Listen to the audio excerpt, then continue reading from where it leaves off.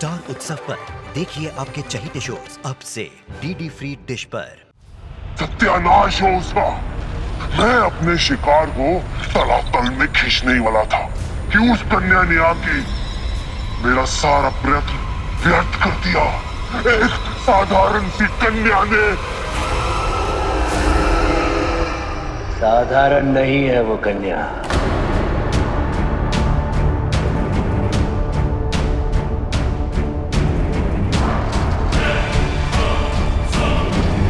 इसीलिए कहा था उससे दूर रहना।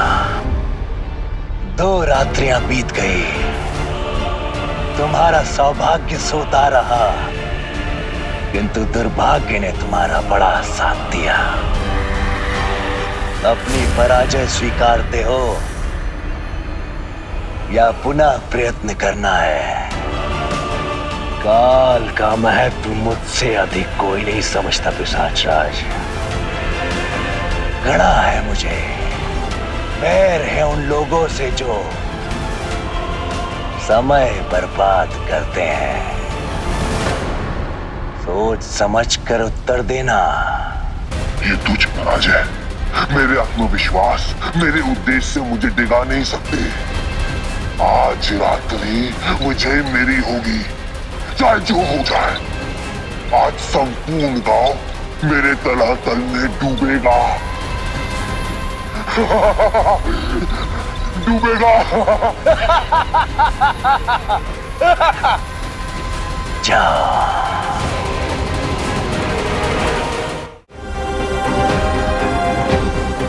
राजकुमारी जी, किसी वस्तु की आवश्यकता है आपको?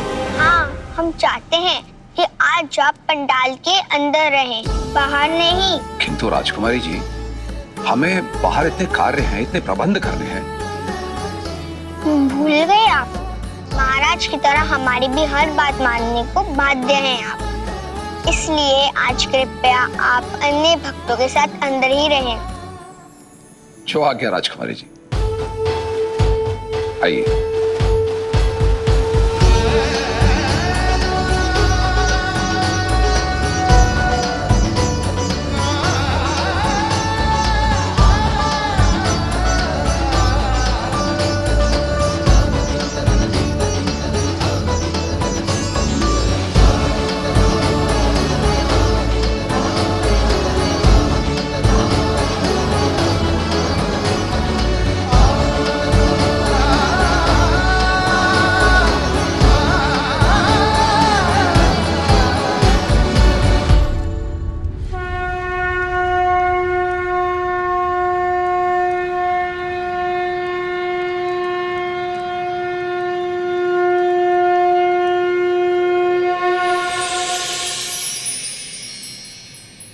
आज रात्रि हम देवी चंद्रघंटा की कथा सुनेंगे।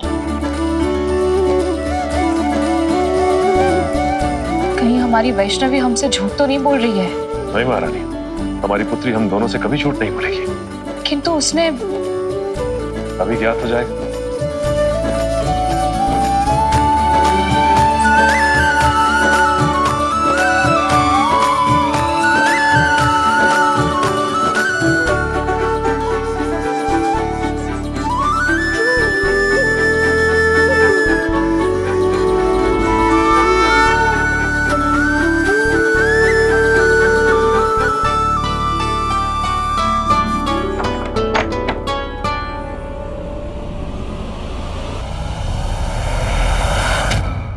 आज भी हम कथा आरंभ करेंगे माँ चंद्रघंटा के श्लोक से।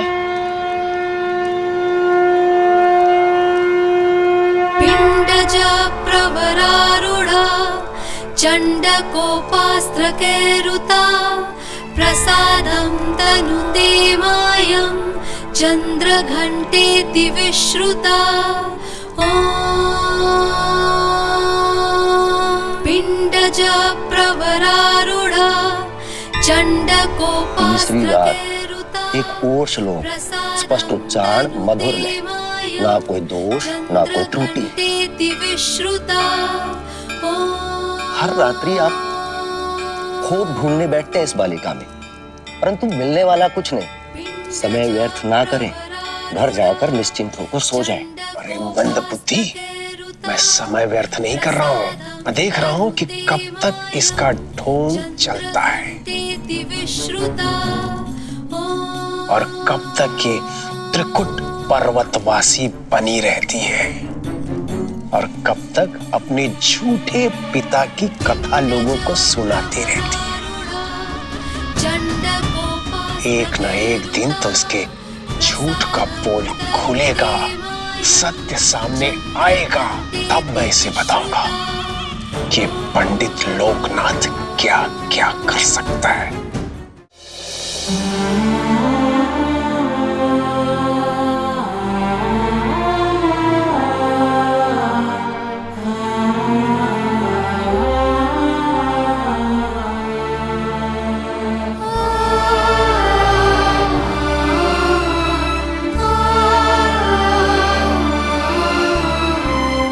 सारी संपत्ति, सारा ऐश्वर्य एक और अपनी पुत्री को शांति से शयन करते देखना, उसका सुख एक और। एक पिता के लिए इससे सुखद और क्या हो सकता है?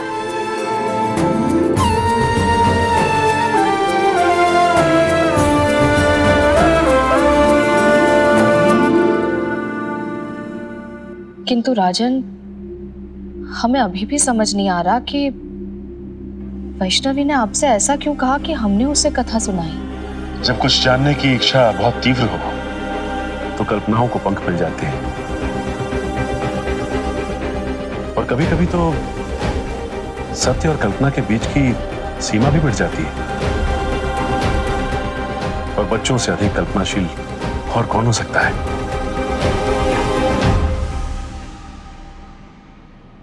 इसलिए माता पिता के लिए यही उचित है कि अपने बच्चों की कल्पनाओं पे प्रश्न न करें। उचित कह रहे हैं आप राजन।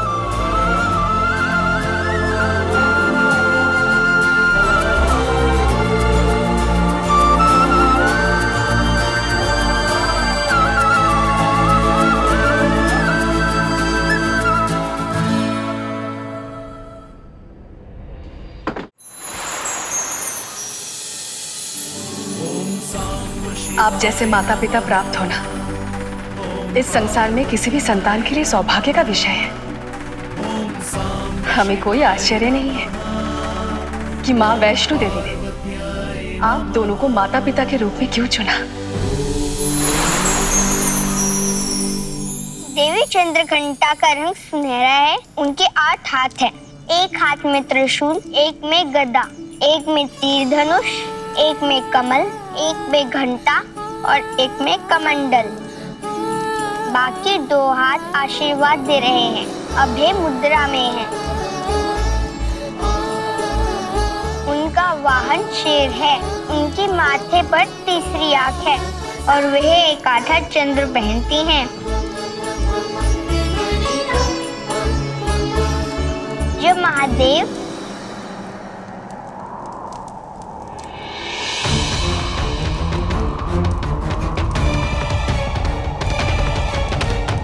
शीतलहर कैसी? ये तो हमने कल रात उस पिशाच के समीप अनुभव की थी। अभी तक मैंने की प्रतीक्षा इन मूर्ख मनुष्यों के समीप आने की, किंतु आज रात्रि नहीं बालिके, आज रात्रि मैं स्वयं प्रवेश करूंगा इनके उत्सव में बालिके। अब देखता हूँ कि तुम इनको मुझसे कैसे बचाती हो। पिशाच राज का संकट अब होगा इन पर बड़ा विकट।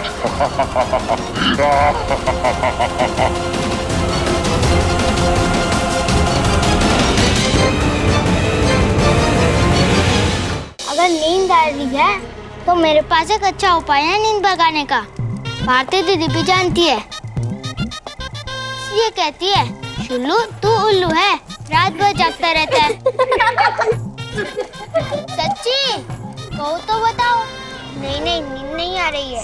कथा आरंभ करते हैं। महादेव ने जब देखा कि पार्वती उन्हें पति के रूप में पाने के लिए कठोर तप कर रही है, इतने कष्ट उठा रही है, तो वे भावुक हो गए। सर्वप्रथम महादेव ने अपना वैराग्य त्यागा और देवी पार्वती को वचन दिया कि वे किसी और स्त्री से विवाह नहीं करेंगे। वैराग्य अर्थात जब अपने आसपास के संसार से, अपने आप से कोई लगाव, मोह नहीं रहता, हर दशा और दिशा एक सी लगती है, पाने और खोने के गणित से मन मुक्त हो जाता है, उस अवस्था को वैराग्य कहते हैं। तो महादेव जी ने वैराग्य क्यों छोड़ा? पार्वती से विवाह के लिए, क्योंकि यदि प्रेम नहीं होगा या लगाव नहीं होगा तो उस विवाह का कोई अस्तित्व ही नहीं होगा। अच्छा, उसके बाद? महादेव और देवी पार्वती के विवाह की शुभ घड़ी आई। भस्म लगाए महादेव अपने नंदी बैल पर सवार होकर राजा हिमवान और रानी मैनावती के यहाँ बारात लेकर आए। उनकी बारात में देव, मनुष्य, भूत पिशाच, ऋषि मुनि सब थे।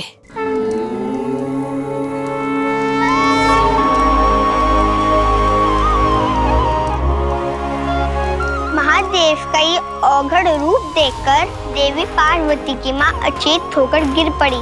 तब दोनों का विवाह कैसे हुआ?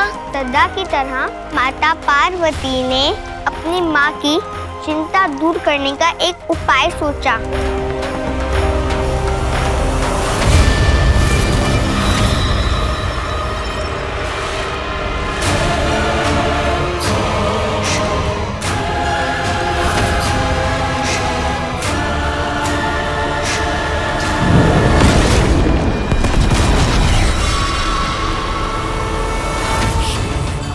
प्रवेश क्यों नहीं कर पा रहा हूँ? कौन रोक रहा है मुझे?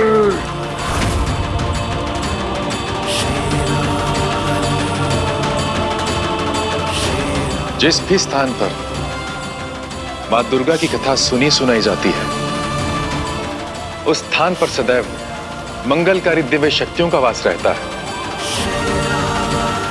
वहां कोई भी अमंगलकारी बुरी शक्ति प्रवेश ही नहीं कर सकती। और यहाँ तो साक्षात माँ वैष्णव देवी का जगराता है, और जहाँ स्वयं देवी उपस्थित हो, वहाँ कोई भी अमंगल कामना लेकर प्रवेश नहीं कर पाएगा।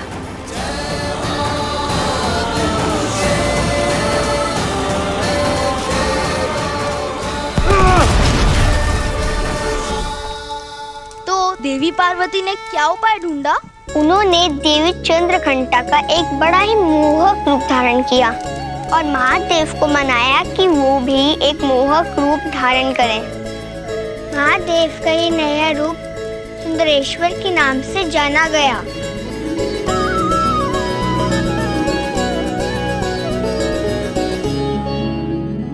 यदि महादेव चंद्रेश थे तो देवी पार्वती थी चंद्रघंटा।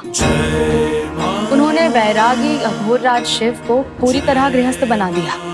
इस तरह राजा हिमवान और रानी मैनावती के आशीर्वाद से दोनों का विवाह संपन्न हुआ। कालांतर में जब देवी चंद्रघंटा और असुरों के बीच भीषण युद्ध हुआ तो उनके घंटे के ध्वनि ने हजारों असुरों का संहार किया। वो सदैव युद्ध की मुद्रा में रहती है ताकि असुरों का संहार कर सके। उनकी दया से दिव्य दृष्टि प्राप्त होती है। यदि कोई भक्त दैवीय सुगंध और विभिन्न ध्वनि सुनता है तो उस पर उनकी दया होती है। इतनी कथा देवी चंद्रघंटा की। बोल माँ चंद्रघंटा की जय।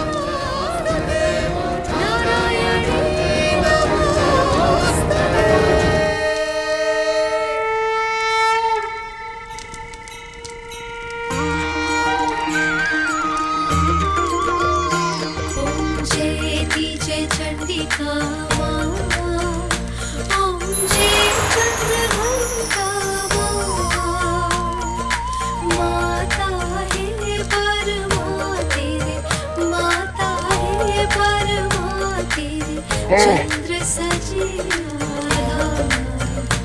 ओम जय चंद्रघंटा।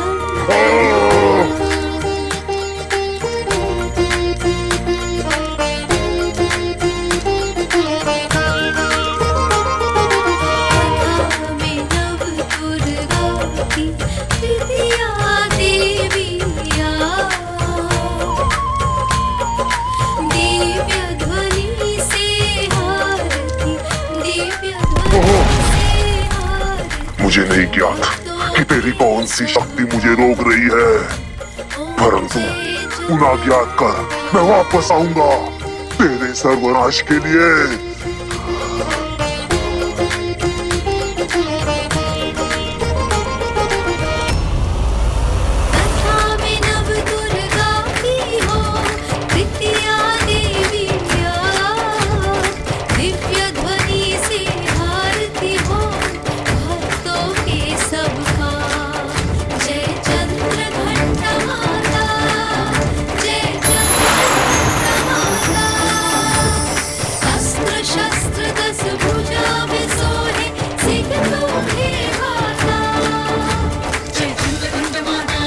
अरे तुम क्यों नाच रही हो? जाओ नाचो के साथ।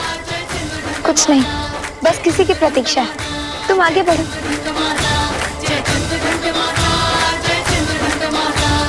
सच्चे मन से नाम जपे जो हर सुख है पाता। जय चंद्र घंटा माता, जय चंद्र। यदि तुम सच में देवी हो तो दर्शन दो देवी।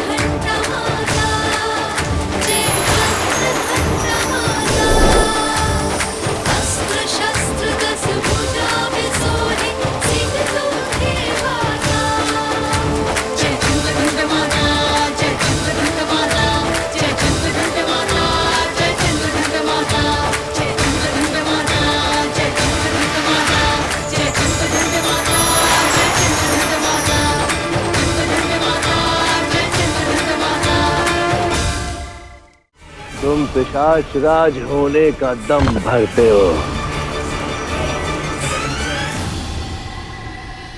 किंतु 3 रात्रियों से तुम एक बालिका से परास्त होकर लौट रहे हो।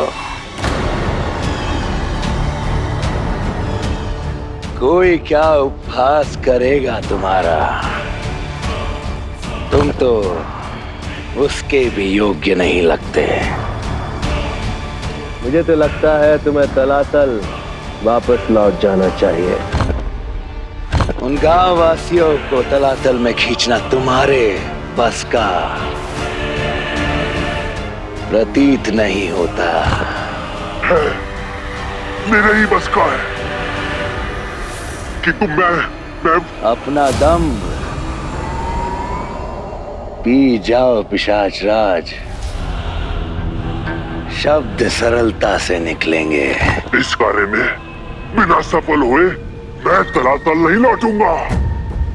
बस कुछ सुधार चाहिए। नहीं,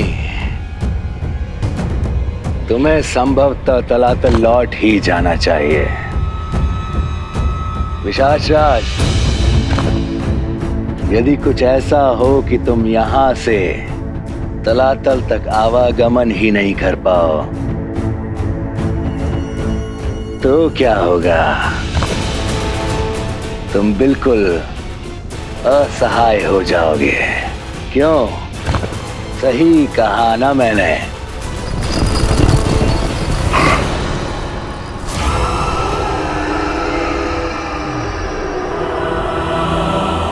तुम्हारी समस्त योजनाएं इन पत्थरों के ढेर की तरह गिर जाएगी। कितने श्रम से एक एक करके ये ढेर बनाया था, एक ही झटके में नष्ट हो गया। समझ गया क्या कहना चाह रहे हो, समझ गया। अब मेरा वार भी ऐसा ही होगा, एक ही झटके में पिछली 3 रात्रियों के उस कन्या के समस्त प्रयास विफल हो जाएंगे।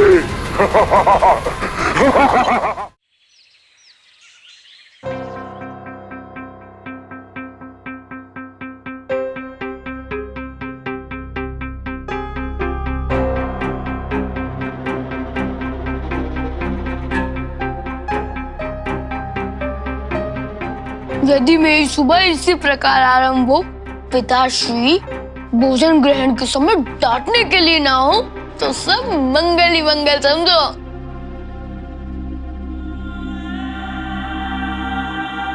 किंतु हमारे माता पिता हैं कहाँ?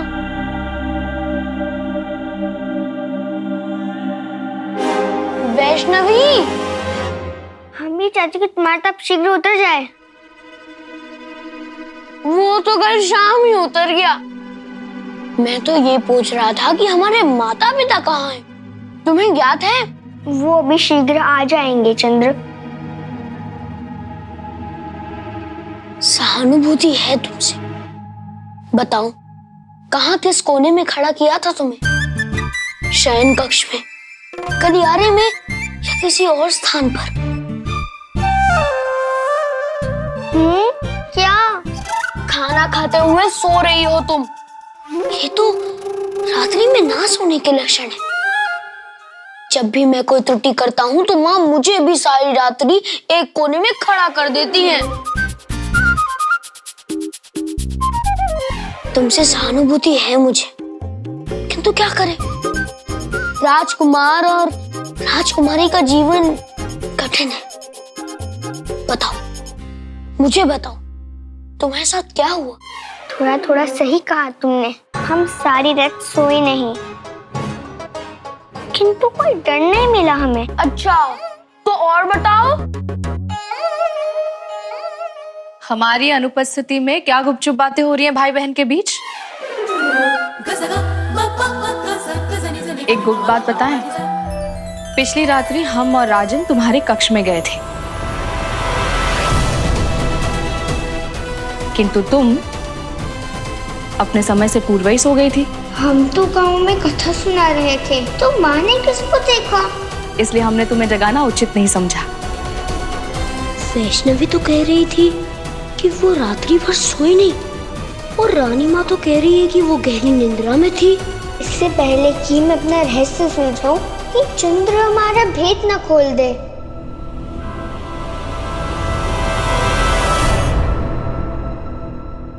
चंद्र, तुम्हारी थान में ये लड्डू कैसे बचा रह गया? हाँ, महारानी कहीं ऐसा तो नहीं कि आज सूर्योदय पश्चिम से हुआ है? क्योंकि चंद्र की थाल में लड्डू बच जाए ये तो संभव नहीं।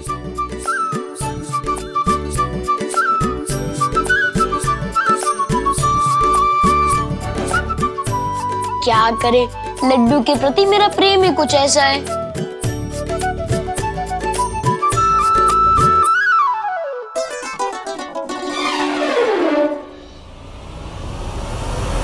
ये क्या कर रही हैं आप कदिका? लड्डू खिला खिलाकर क्या हमारे पुत्र को लड्डू के बाती बना देंगी आप? हमारा पुत्र राजकुमार है और राजकुमारी लगेगा, है ना?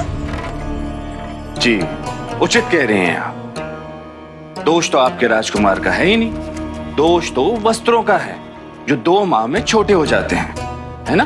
तो क्या? हाँ, राजकुमार है और राजकुमार के कपड़े 2 माह में पुराने हो ही जाते, है ना? वैसे एक बात बताइए, कौन सा पिता पुत्र के निवाले गिनता है? एक माता पिता को ऐसी बातें शोभा देती है क्या? दीजिए। शोभा तो ये भी नहीं देता कदिका कि हमारा पुत्र बकरियों के बाती सदैव अपना मुंह चलाता रहे।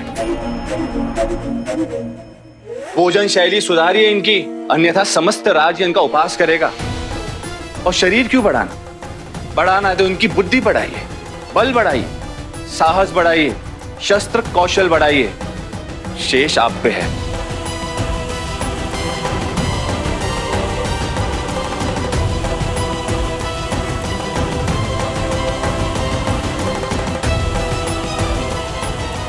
आज का दिन ही हम बच्चों के लिए अशुभ है। अभी मैं गया और प्रातःकाल वैष्णवी।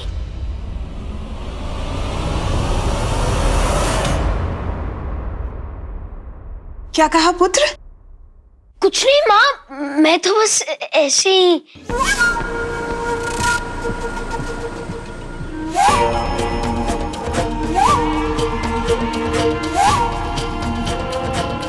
पुत्र, तुम्हारे पिता चाहे जो भी कहे, तुम कोई भी बात जी पर मत लगाना। तुम्हारी माँ अभी जीवित है, कोई कुछ नहीं कह सकता, इसलिए जितने लड्डू चाहे उतने खाओ।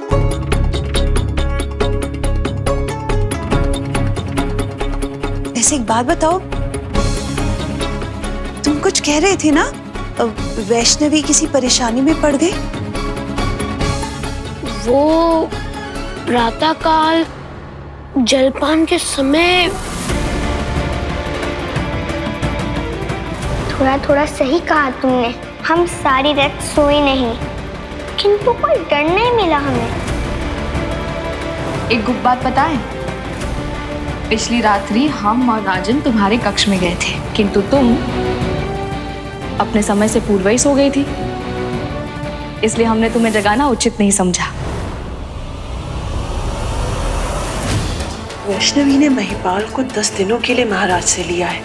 पिछले 2-3 दिनों से महिपाल उसके लिए दौड़ भाग कर रहा है। इतना व्यस्त तो मैंने उसे आज तक नहीं देखा। वैष्णवी अवश्य कुछ कर रही है, पर क्या?